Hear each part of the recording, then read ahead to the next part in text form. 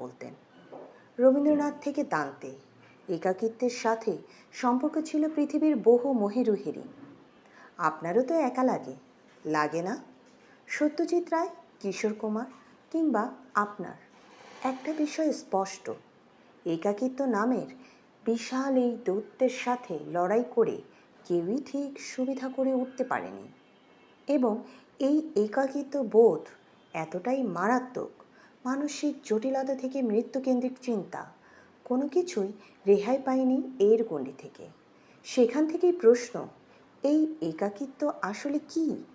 যারা Haruki মুরাকামির Norwegian would পড়েছেন তারা হয়তো একাকিত্বের এই জটিলতা ধরতে পারবেন।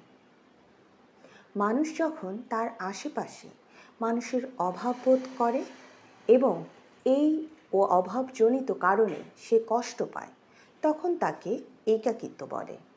আবার আর একটু অন্যভাবে বললে, যেহেতু মানুষ অনুভূতির সর্বস্ব প্রাণী, সেহেতু একাকিত্ব মানুষের এমন অনুভূতি যেখানে সে চিন্তা করে সে একা, সে অনুভব করে তাকে বুঝতে পারার কেউ নেই। সেখান থেকেই আসে আইসোলেশন, সবার থেকে দূরত্ব।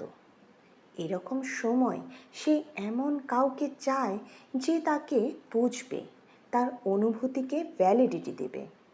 এরকম মানুষ যখন সে পেয়ে যায়, তখন সেই মানুষটিকে রাখার জন্য সে ডেসপারেট হয়।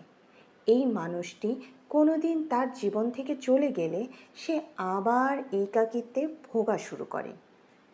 একাকিত্ব থেকেই জন্ম নেয় অদ্ভুত এক term, emotional black hole.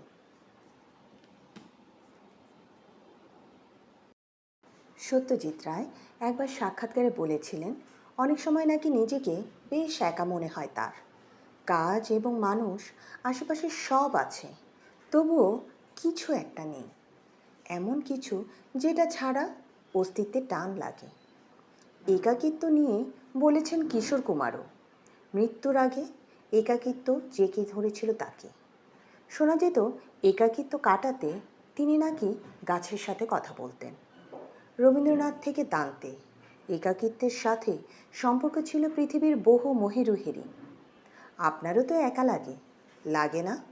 Satyajit রায়, কিশোর কুমার কিংবা আপনার একটা বিষয় স্পষ্ট, একাকিত্ব নামের বিশাল এই দৈত্যের সাথে লড়াই করে কেউই ঠিক সুবিধা করে উঠতে পারেনি। এবং এই একাকিত্ব বোধ এতটাই মারাত্মক, মানসিক জটিলতা থেকে মৃত্যুকেন্দ্রিক চিন্তা, কোনো কিছু